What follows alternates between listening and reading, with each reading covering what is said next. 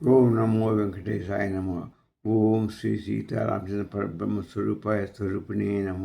ఓం దక్షిణామూర్తే నమ. ఆచార్య శంకరాచార్య గురుభ్యో నమ. ఓం శ్రీమాత్రే నమ. మనం ఇవాళ 35వ శ్లోకం గురించి విందాం. 35వ ఎపిసోడ్.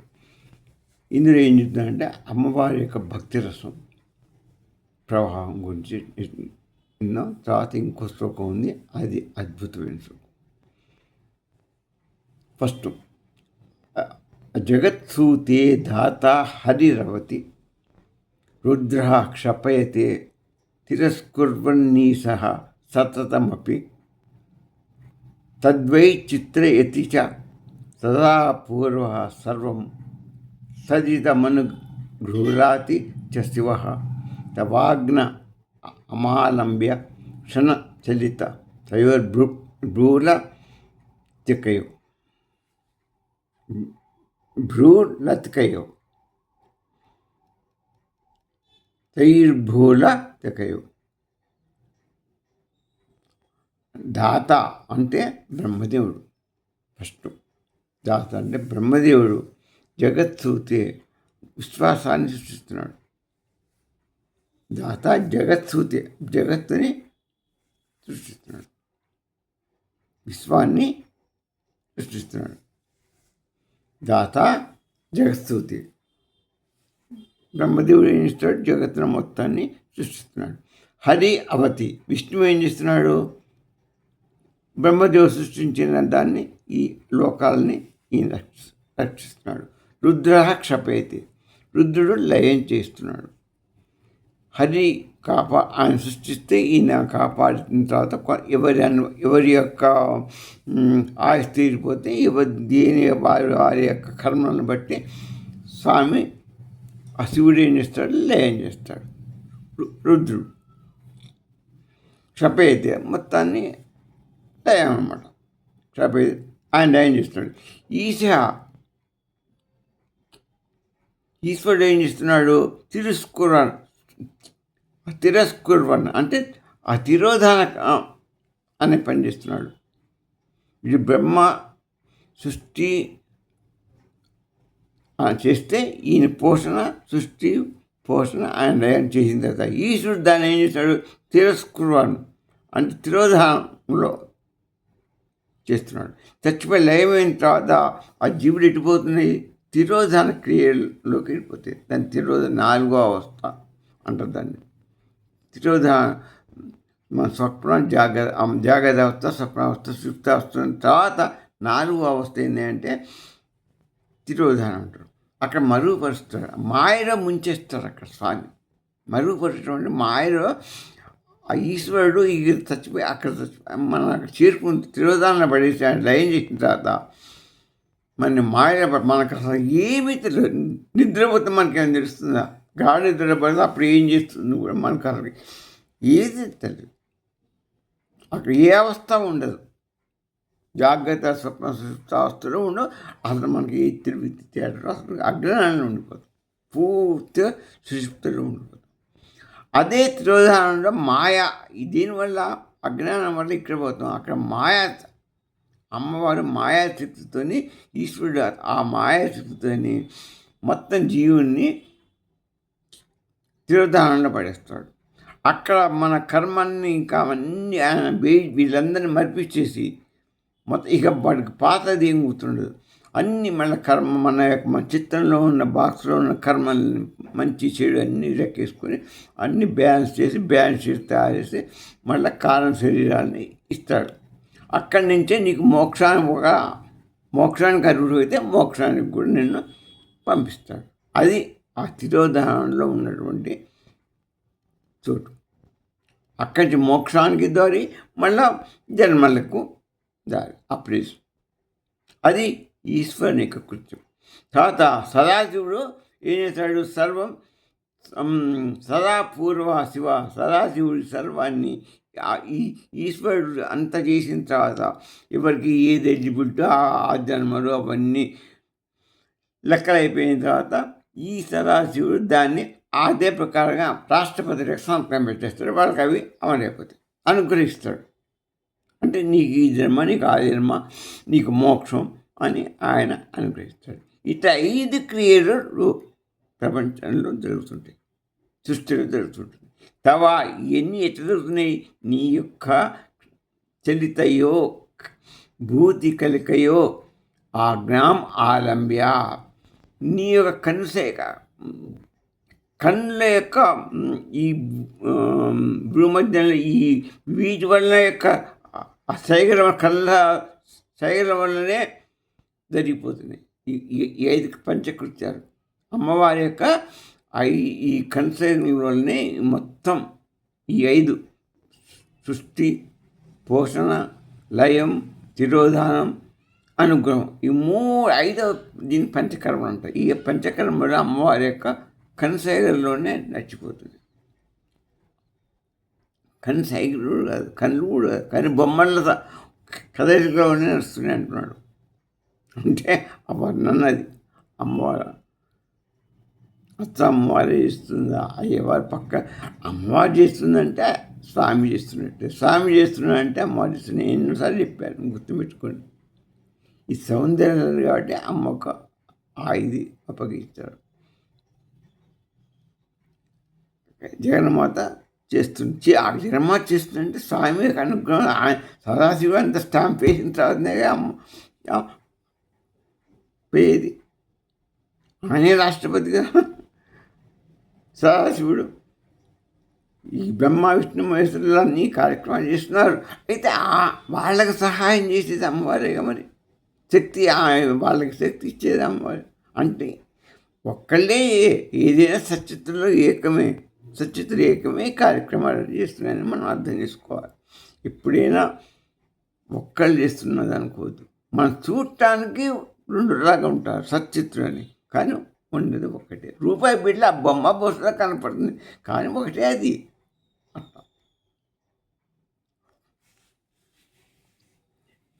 ఎట్లా అంటే మనం పార్లమెంటు గొప్ప, కోర్టు గొప్ప అంటే ఏం చెప్తామని చెప్పి మనం ఏమి చెప్పలేం. పార్లమెంటు ఏర్పరిచింది కోర్టుని, హైకోర్టుని, కోర్టుని. అది చట్టాలు చేస్తే ఆ చట్టాల ద్వారానే ఆ కోర్టు నిర్ణయాలు తీసుకుంటుంది. ఆ కోర్టు నిర్ణయాన్ని గవర్నమెంట్ గవర్నమెంట్ పాస్ చేసిన తర్వాత చట్టాన్ని మళ్ళీ తర్వాత గవర్నమెంట్ మళ్ళీ ఎప్పుడన్నా దాన్ని ఉల్లంఘిస్తే ఏ చేసినా కూడా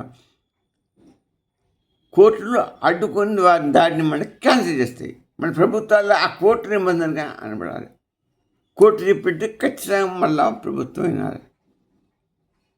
నువ్వు ఆ చట్టాన్ని మీరావని కోర్టు హెచ్చరిస్తుంది. ఇది కాదు అంటే కోర్టు చెప్పింది ఖచ్చితంగా మళ్ళా ప్రభుత్వం వినాలి. ఆ కోర్టు పౌరిచ్చింది చట్టం చేసి ఇదే. మరి కోర్టు పెద్దదా, అది పెద్ద అంటే ఏం చెప్తాం మనం? పార్లమెంట్ గొప్ప,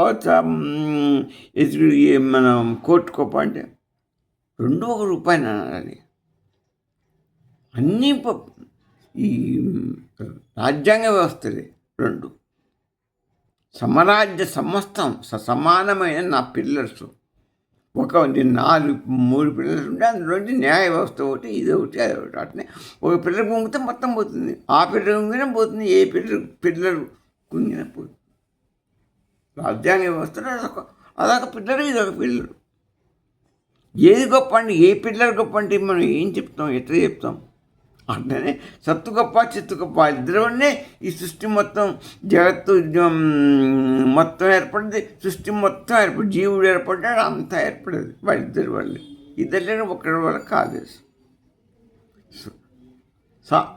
అందుకనే ఎప్పుడే సచిత్తులు అని గుర్తుపెట్టుకో. ఇది ఫండమెంటల్. అది మన ఎప్పుడు మనం మర్చిపోవద్దు. సత్తు ప్లస్ చిత్తు ప్లస్ అంటున్నాం అనుకుని 2 కలిసే ఉంటాయి. ఇది ఈక్వల్ టు బ్రహ్మం. బ్రహ్మమే ఉన్నది ఒకటి. ఆ బ్రహ్మం ఎవరే అంటే సత్తు ప్లస్ చిత్తు. ఆ 1 రూపాయి అంటే ఏంటంటే బొమ్మ బొస్స. బొమ్మ ప్లస్ బస్సు ఈక్వల్ టు 1 రూపాయి. 1 రూపాయి ఈక్వల్ టు బొమ్మ ప్లస్ బస్సు. అది గుర్తుపెట్టుకోవాలి. అయితే ఈ పంచకార్యాలు అమ్మవారి యొక్క ఆజ్ఞలతో, కన్సైగలతోనే జరగబడుతున్నాయి అని దీని యొక్క భావన. ఈ పంచబ్రహ్మ యొక్క దానివల్ల మొత్తం నడుస్తుంది. ఇంకొక శ్లోకం మనం చెప్పుకున్నాం.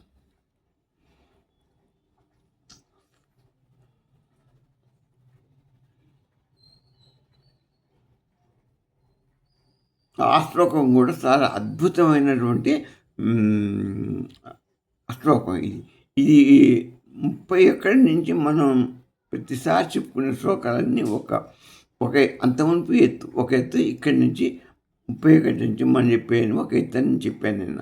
34 శ్లోకంలో మనం మనం ఏం చెప్పుకున్నాం, అన్నీ అమ్మవారి యొక్క ఈ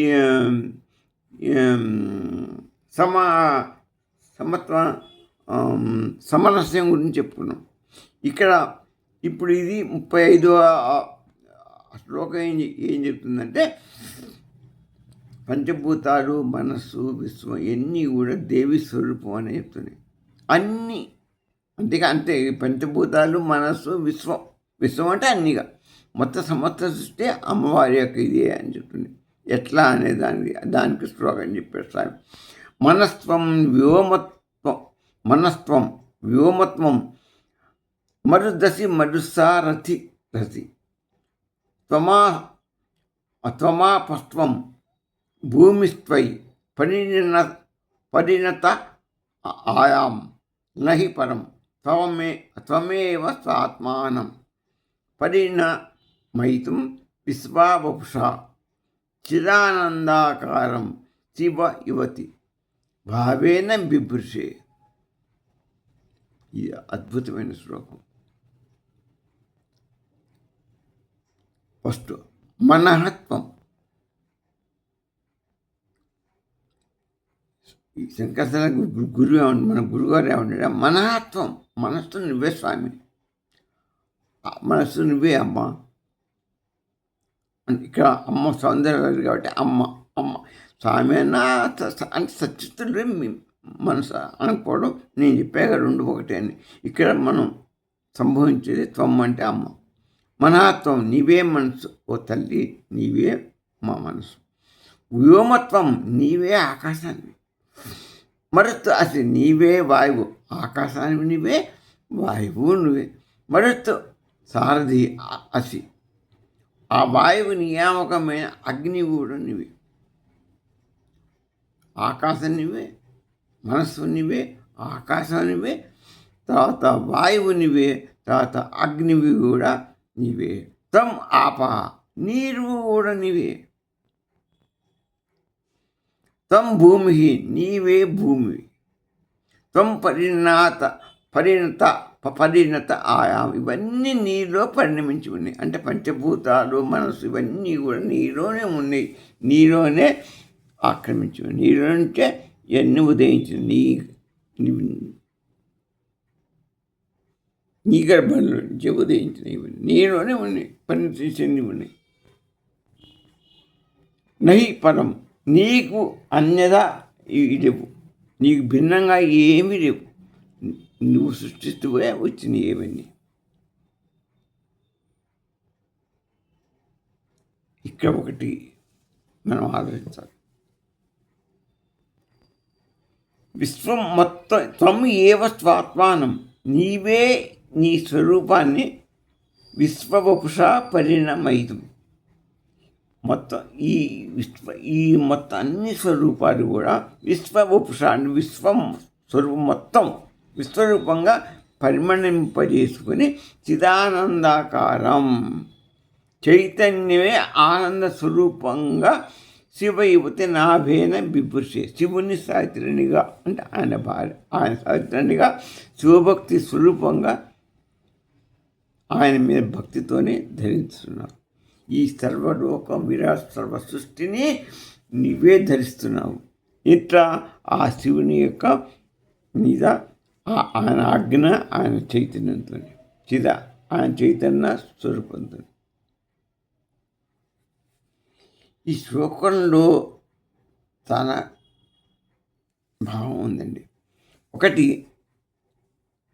శివుడు శక్తి ఇద్దరు సమరస్యం, అంటే సత్తు చిత్తుల సమరస్యం గురించి చెప్తుంది. సత్ అంటే శివుడు, చిత్ అంటే శక్తి.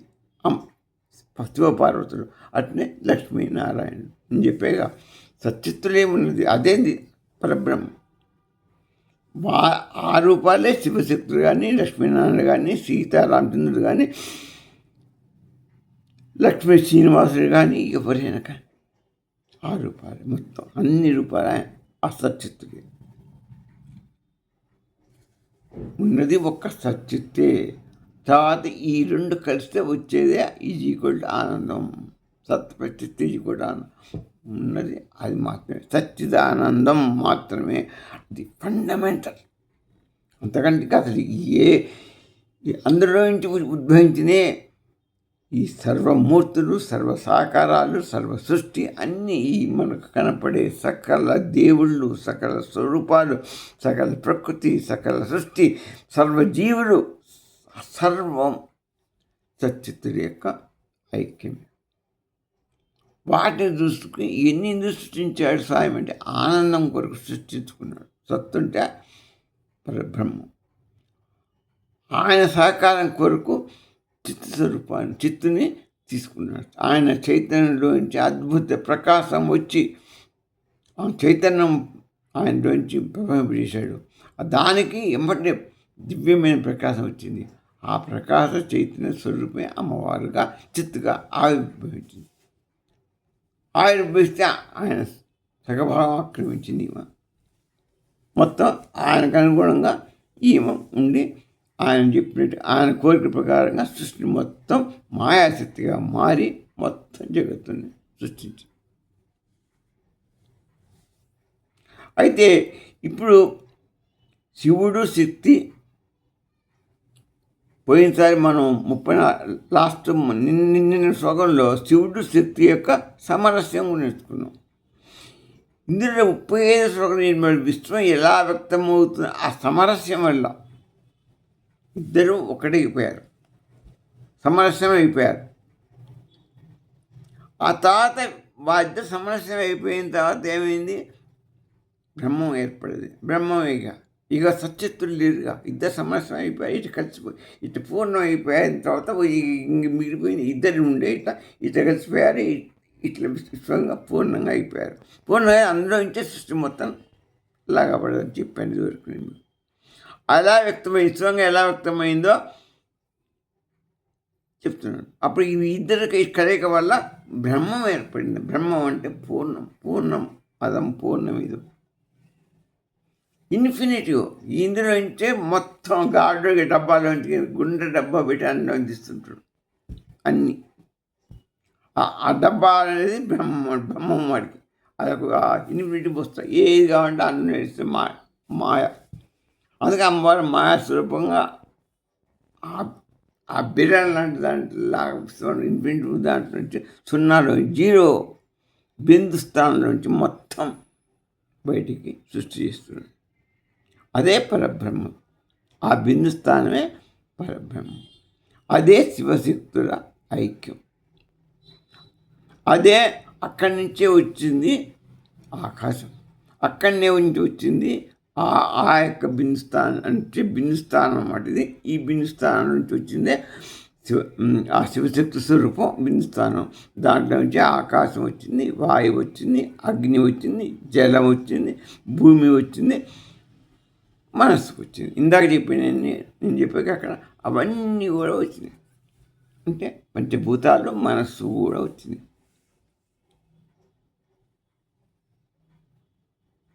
మనస్సు సృష్టి కూడా అది. మనస్సు అనేది పంచభూతాలతో సహితంగా దీంట్లో ఇచ్చాడు. ఎందుకు ఇచ్చారంటే మనస్సు చాలా ఇంపార్టెంట్. అది కూడా పోదు. ఈ పంచభూతాలు లెక్కనే అది కూడా క్రియేట్ చేస్తుంది. నీకు స్వప్నంలో ఒక ప్రపంచాన్ని క్రియేట్ చేస్తుంది మనస్సు. దానికని చెప్తుంది. నీకు మంచి చెడు నిర్ణయం కల్పించేది, సంకల్పం చేసేది, అభివృద్ధి చేసేది, ప్లాన్ అంతా చేసేది మనసే. నీకు ఒక కర్మని దాన్ని క్రియేటివ్గా మార్చేది మనసే. క్రియేషన్ చేసేది, దాన్ని నాశనం చేసేది కూడా మనసే. అందుకని మనస్సు నీకు కళ్ళలో నీకు అనేక అద్భుతాలు అవుతుంటాయి. అందులో నవరసాలు పొంగిస్తుంటుంది. మంటలు పుడతాయి, మనుషులు దస్తారు పోతారు, పాటలు పాడతారు, ఈరాలు పాడతారు, సంతోషాలు సుఖాలు అన్నీ సముద్రాలు పొంగుతాయి. చంద్రోదయం అవుతుంది, పుణ్యమి కనపడుతుంది, అమావాస్య కనపడుతుంది, అన్నీ కనపడతాయి. అంటే మనసు అంత ఇది అనుకోని వీటితోటి ఈ 5 యొక్క తత్వాలు మనసులో ఒక్కదాన్ని చేసి పారిస్తుంది. అట్నే ఆ మనస్సులోంచి ఈ 5 పంచభూతాలు కలిసి మనం అనుభవించే ఈ జగత్తు సృష్టి విశ్వం మొత్తం సృష్టించబడింది. ఇదంతా ఒకే చైతన్య తత్వం వ్యక్తీకరణలు. ఏదది? పరబ్రహ్మతత్వం నుంచి వచ్చినటువంటి పూర్ణంలోంచి వచ్చిన బిందు స్థానంలోంచి వచ్చినది.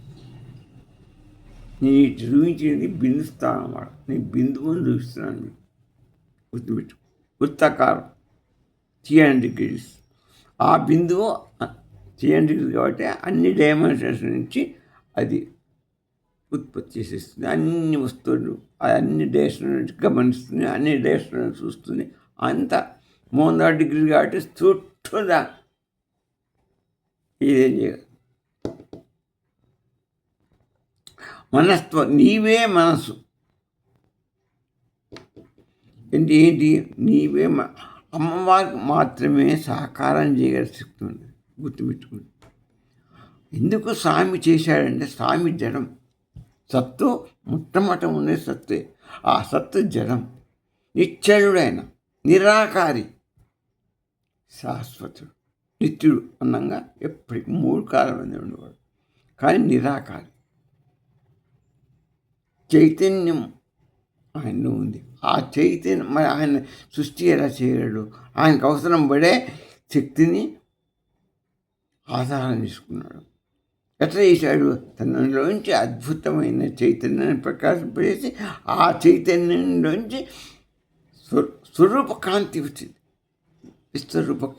స్వరూప కాంతి చైతన్యంలోంచి ఆ చైతన్య స్వరూపం నుంచి కాంతి, అమితమైన కాంతి వెదజల్లితే ఆ కాంతి స్వరూపమే అమ్మవారు. అందులో నుంచే మొత్తం సృష్టి వెలువడి. ఎట్లంటే సూర్యుడికి కిరణాలు వస్తే కాంతి ఎట్లా సూర్యుడు రాగానే కాంతి వచ్చేస్తుంది. అలాగే అమ్మవారు ఆయన చైతన్యం నుంచి కాంతి ఉద్భవించింది. అదే ఆ కాంతి స్వరూపమే అమ్మవారు. అదే చైతన్య స్వరూపం మనలో ఉన్నది.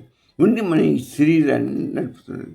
మొత్తం ఈ సాకారం చేసింది మాయాస్వరూపిణిగా 3 గుణాలుగా ధరించి మాయాస్వరూపిణిగా మొత్తం స్వామి ఇచ్చానుసారంగా సృష్టి యావత్తు నడుస్తుంది.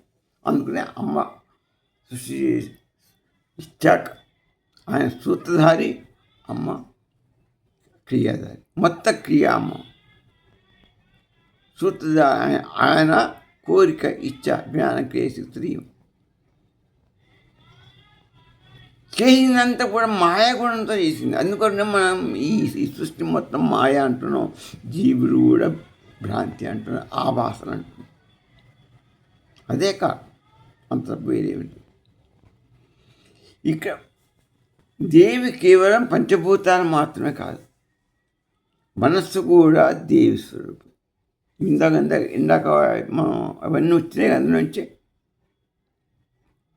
ఈ పూర్ణ బ్రహ్మాండం నుంచి వచ్చిందిగా మనస్సు. అందుకే మనస్సు ఆలోచిస్తుంది, సంకల్పిస్తుంది, తర్వాత సందేహిస్తుంది, జ్ఞాపకం చేసుకుంటుంది, తర్వాత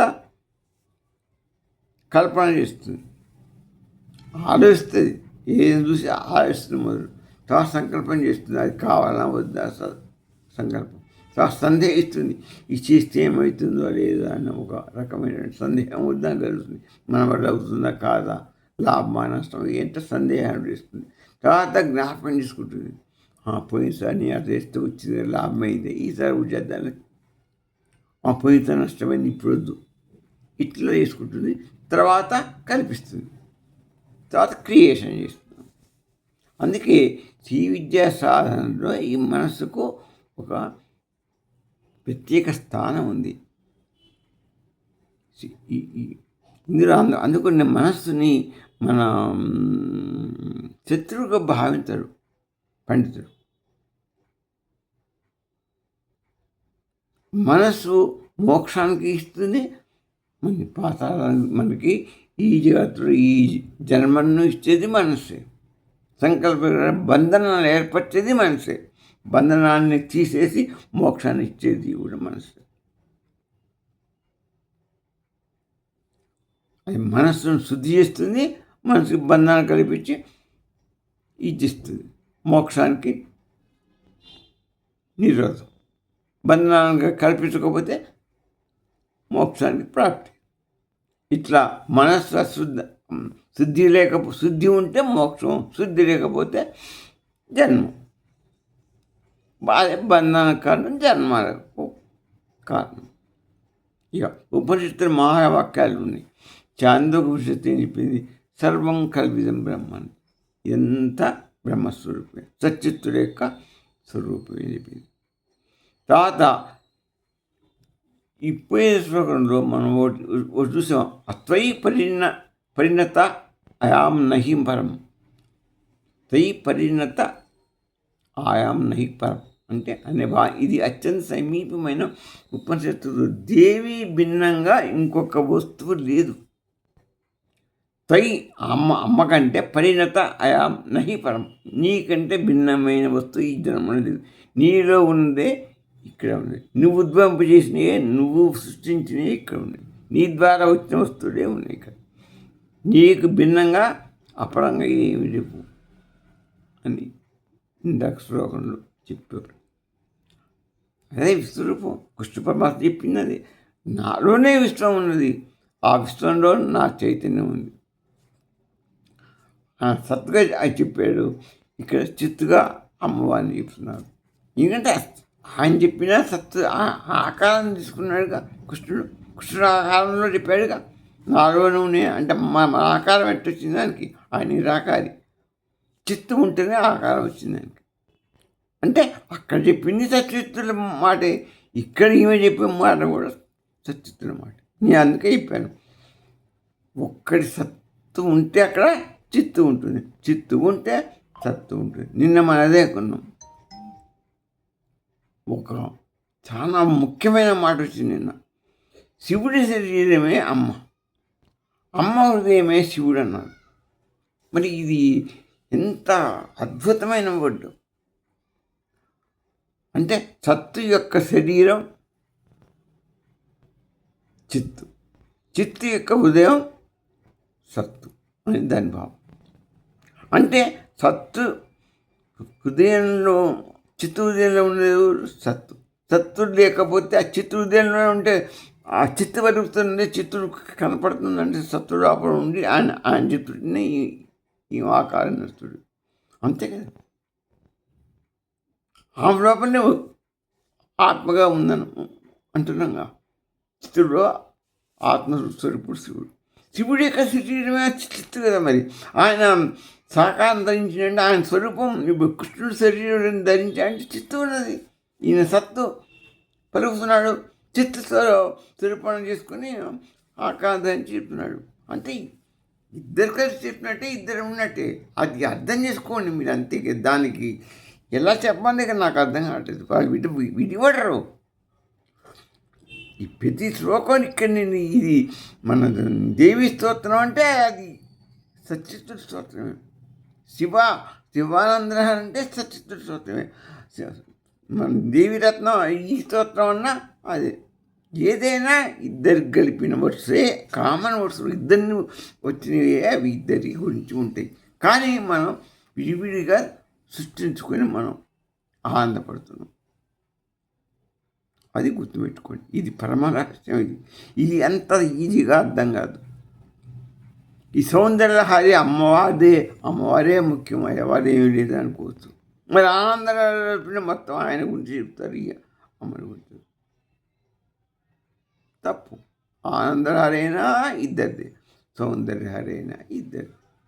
ఎట్లా అనే దానికి ఇప్పుడు నేను కారణం చెప్పాను మీకు. అది బ్రహ్మాండమైనటువంటి బద్దలు ఒకటి అంటాను మీకు. అది 34వ శ్లోకంలో చేర్చబడ్డది. ఇకపోతే ఈ తైత్రీయ ఉపనిషత్తులో ఈ పంచకోశాలు కూడా అమ్మవారి నుంచి వచ్చింది. మరి సూక్ష్మానికి సూక్ష్మానికి కారణం శివుడు బ్రహ్మాండం. పంచకోశ నుంచి సూక్ష్మం నుంచి బ్రహ్మానికి దారిస్తాయి. ఈ మనస్సు భూతాలు ఇవన్నీ కూడా బాహ్య ప్రపంచానికి సంబంధించినవి. ఇవన్నీ కూడా అంతరంగంలో కూడా ఉన్నవి. ఈ రెండు బాహ్యంలో ఉంటాయి, అంతరంగంలో ఉంటాయి. అందుకనే స్వామి రమణ మహర్షి అంతరంగాన్ని తీసుకొని మీరు పూజ చేయండి సరిపోతుంది అని చెప్పి. అందుకని అంతరంగంలో మనం వీటి చూసుకొని సచిత్తు దర్శనం చేసుకొని ఆత్మదర్శనం చేసుకుంటే అంతా కూడా పోతుంది. అదే సత్యస్వరూపం, అదే బ్రహ్మం, అదే పరబ్రహ్మం, అదే చిదాకాశం పరబ్రహ్మ స్వరూపం, బ్రహ్మజ్ఞానం. ఓం స్వస్తి.